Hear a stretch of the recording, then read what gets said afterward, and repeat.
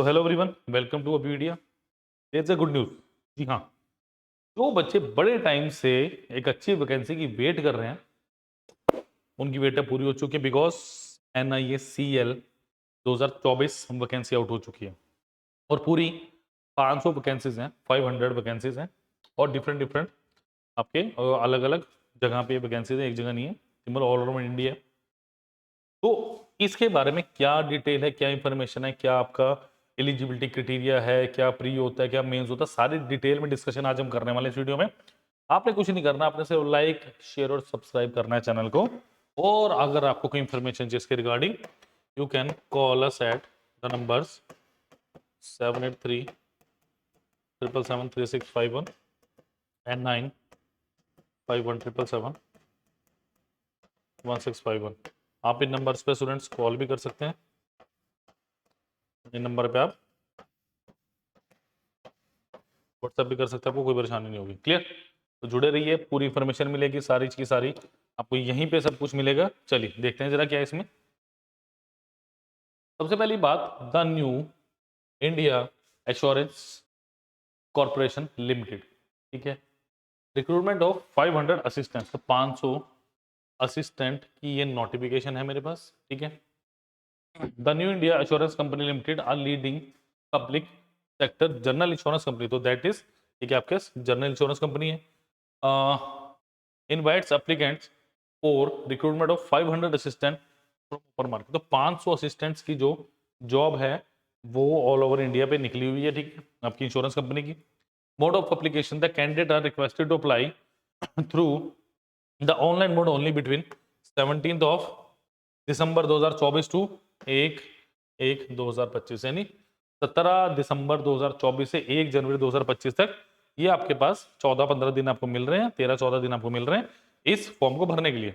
Both date inclusive, no other mean mode of application will be accepted. मतलब कोई पहले होता था ना कि भेज दिया फॉर्म, ये करते, कुछ नहीं है, सिंपल सिंपल ऑनलाइन मोड है, आपको भरना, लिंक सारे प्रोवाइडेड, ठीक है। अब यहाँ पे एज की बात कर रहे हैं, एज क्या है मेरे पास, 1/12/2024 तक आप 21 और मैक्सिमम, मिनिमम 21 और मैक्सिमम 30 साल की होने चाहिए, ठीक है। एजुकेशन क्वालिफिकेशन क्या है, graduate from a recognised university, equivalent knowledge of regional language of the state duty for which the candidate is applying is essentially. मतलब अभी मैं आपको सारी वैकेंसी डिटेल्स भी बताऊंगा अगली वीडियो में, ठीक है। अभी ये बताऊंगा सिर्फ 500 वैकेंसीज है, क्या क्या पेपर का पैटर्न आता है, सारी चीजें।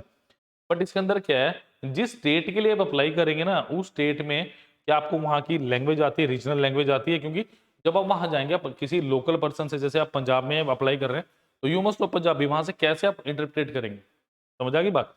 जैसे आप किसी और स्टेट में जा रहे हैं तो आपको वहां की लैंग्वेज आनी चाहिए। Done.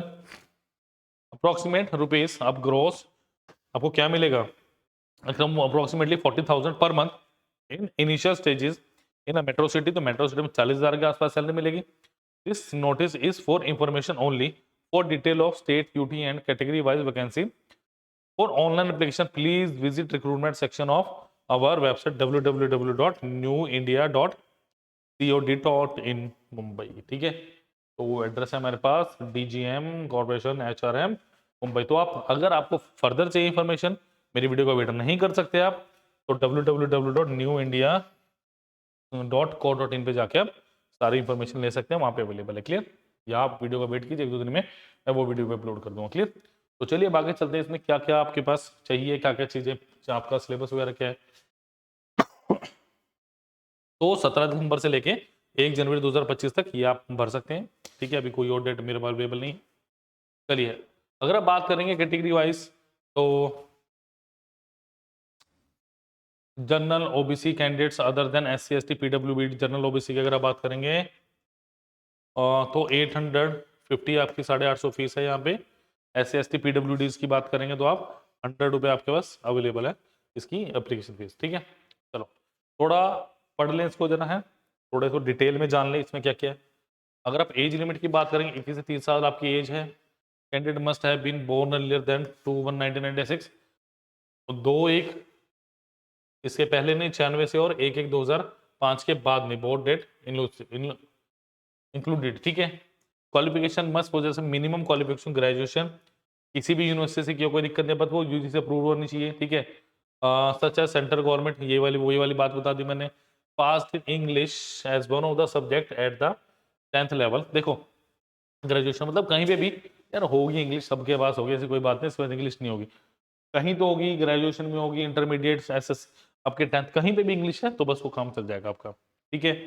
Recruitment, the candidate applying for company recruitment must a citizen of India, और इंडिया का मतलब India, subject of Nepal, subject of Bhutan, a Tibet refugee who before 1 January 1962 came to India to permanently settle in India or of permanently setting in India, a person of Indian origin who has migrated from Pakistan, Burma, Sri Lanka, Kenya, Uganda, the countries of East Africa and United States of America। ये सबके लिए same ही रहता है, SSC में ऐसा ही कुछ है, ठीक है, ये सारा ऐसा कुछ है, गवर्नमेंट ऑफ इंडिया से अप्रूव्ड।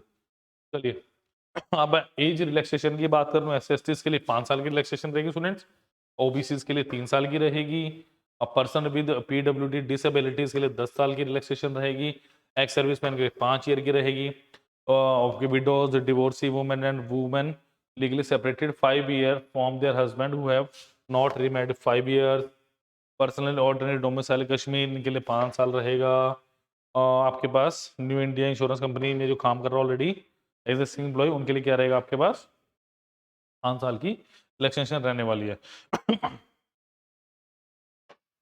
चलिए एनआईसी असिस्टेंट 2024 सिलेक्शन प्रोसेस, आपके 2 स्टेजेस हैं, पहले होगी प्रिलिमिनरी एग्जाम ऑनलाइन रहेगा, फिर आपके पास मेंस एग्जाम रहेगा वो भी ऑनलाइन रहेगा। Candidate qualifying in the main exam will be further shortlisted regional language test before the final selection. मतलब मैं इसीलिए कह रहा हूँ आप रीजनल लैंग्वेज को देख के भरिएगा इस एग्जाम को, क्योंकि जब आप रीजनल लैंग्वेज की बात करेंगे ना उसका एक आपका टेस्ट भी होना है, ठीक है। तो ऐसे नहीं आपको इतनी बढ़िया नौकरी मिलने वाली, तो सारे पैरामीटर्स पे खरे उतरना है, ठीक है। अब बात करें NSL assistant 2024 exam pattern, the NSL assistant recruitment 2024 will be completed in 2 stages prelims and mains, the exam pattern of prelims is slightly different from the mains. इसका मतलब जो आपका प्रीलिम्स का पैटर्न है और मेंस का पैटर्न है उन दोनों में डिफरेंस है। The candidate need to have good command over general awareness आना आपका, ठीक है, and general knowledge, general awareness, general knowledge and quality of mains exam. Rest of subject such as English रहेगा आपका, रीजनिंग रहेगा, एप्टीट्यूड आपके पास रहने वाला है, will be common in both prelims and mains examination. तो हल्का हल्का इन्होंने बताया भी क्या क्या मेरे पास सिलेबस रहने वाला है। अब जरा एग्जाम पैटर्न की मैं बात कर रहा था, क्या मेरे पास एग्जाम पैटर्न इसका रहने वाला है, ठीक है। चलिए अगर मैं प्रीलिम्स की बात करूं student, the candidate need to qualify in each of the NACL assistant prelim exam by securing passing marks. Duration of marks is duration of the exam is 1 hour which subdivided into 2020, मतलब 3 sections में, और 1/4 negative marking है। तो आपके पास आप मैं बात करूँ टोटल प्रीलिम से 1 घंटे का रहने वाला है, उसमें इंग्लिश आएगी, रीजनिंग आएगी और आपकी न्यूमेरिकल एबिलिटी है। इंग्लिश लैंग्वेज की बात करें 30 क्वेश्चन रहेंगे, रीजनिंग 35 और न्यूमेरिकल एबिलिटी 35, ठीक है। मैक्सिमम मार्क्स कितने 30, 35 एंड 35, तो 100 मार्क्स और आपके 100 क्वेश्चन हैं, ड्यूरेशन 20 मिनट्स 20 मिनट्स 20 मिनट्स और 60 मिनट। बैंकिंग वाला सेम पैटर्न है, मैक्सिमम बैंक एग्जाम में भी ऐसा ही कुछ होता है, ठीक है। तो सिलेबस भी वही रहने वाला है, इसका चेंज नहीं होता, ठीक है जी। अब ड्यूरेशन ऑफ एनएससीएल या NSCL assistant 2024 mains exam pattern, the duration of NIACL assistant main exam is of 2 hours and there is no sectional timing. इसमें कोई सेक्शनल टाइमिंग नहीं है, प्रीलिम्स में सेक्शनल टाइमिंग्स है, वो किस लिए कि क्वालिटी का बच्चा आ गया है, जिसको पूरी नॉलेज है वही आ गया है, ठीक है। There will be penalty 1/4 marks, यहाँ पे भी 0.25 मार्क्स की आपके पास नेगेटिव मार्किंग रहेगी for each incorrect answer in the main examination. The final selection will be made on the basis of performance in the online main examination, subject to qualify the regional language test. Name of the test की आपके पास देखिए, बात करें 24 mains की, आपके numerical ability आएगी, computer language आएगा, reasoning आएगा, सॉरी इंग्लिश लैंग्वेज आएगी, reasoning, general awareness and computer knowledge. हर के 40 क्वेश्चन आ रहे हैं, तो टोटल 200 मार्क्स का रहेगा। मैक्सिमम मार्क्स क्या रहेंगे 50 50 50 50 250 मार्क्स रहेंगे, 5 सेक्शन 40 और सॉरी 50 मार्क्स ईच, तो 250 मार्क्स हो गए हैं, ठीक है। ड्यूरेशन क्या रहेगी आपकी 2 घंटे। तो ये आपके पास प्रीलिम्स और मेंस का मैंने बिल्कुल डिटेल में आपके पास एनालिसिस कर दिया कि क्या आपका एग्जाम का पैटर्न रहेगा, क्लियर। चलिए अब बेसिकली मैं एनएससीएल असिस्टेंट सिलेबस की बात करूं, जो मेरे पास अलग अलग सेक्शन से पूछा जा रहा है। रीजनिंग की बात करूं तो मैं आपका कोडिंग एंड डिकोडिंग हो गया, ब्लड रिलेशन हो गया, alphanumeric series, numerical series, alphabet series हो गया, सिलोजिज्म, इनपुट आउटपुट हो गया, डाटा सफिशिएंसी हो गया, इनइक्वालिटीज हो गया, clock, analogy and image and figure countings हो गया, कंप्यूटर की बात करें, आपके पास क्या आ गया, थ्योरी टॉपिक्स आ गया, कंप्यूटर आर्किटेक्चर आ गया, computer hardware, data representation, memory and data storage, networking, computer security and ethics and algorithms. ठीक है, नेक्स्ट जनरल अवेयरनेस की बात करें, science, invention and discoveries, geography, history, Indian constitution, India and it's neighbour countries, budget and 5 year plans, important financial and economics news, scientific research हो गया, culture हो गया, economics, current events हो गए, national level current affairs की बात करेंगे आपकी। ठीक है, sports, economic, banking and financial affairs. ठीक है, knowledge of current events, countries and capital and general politics etcetera, मतलब सब कुछ आ रहा है जनरल अवेयरनेस में। एप्टीट्यूड के बारे में डाटा इंटरप्रिटेशन हो गया, नंबर सीरीज हो गया, quantity quadratic equation, approximate SI, simplification and miscellaneous, मतलब रेशियो प्रोपोर्शन सारा एप्टीट्यूड आएगा। जब इन्होंने लिख दिया ना मिसलेनियस, तो उसमें सारा ही आ जाता है आपका। रीडिंग इंग्लिश में क्या आएगा, reading comprehension, spotting errors, filling the blanks, cloze test, para jumble, sentence improvement and sentence connectors, ये सारी चीजें किसके लिए आपके पास, ये आपकी इंग्लिश की है। तो प्लीज होपफुली सारी चीजें आपको क्लियर होगी। कोई डाउट हो तो प्लीज कमेंट सेक्शन में लिखना मत भूलिए। ठीक है, तो प्लीज जो भी डिजायरेबल लिंक्स हैं सारे के सारे डिस्क्रिप्शन बॉक्स में दिए गए हैं, लाइक शेयर सब्सक्राइब करना मत भूलिए। Thank you.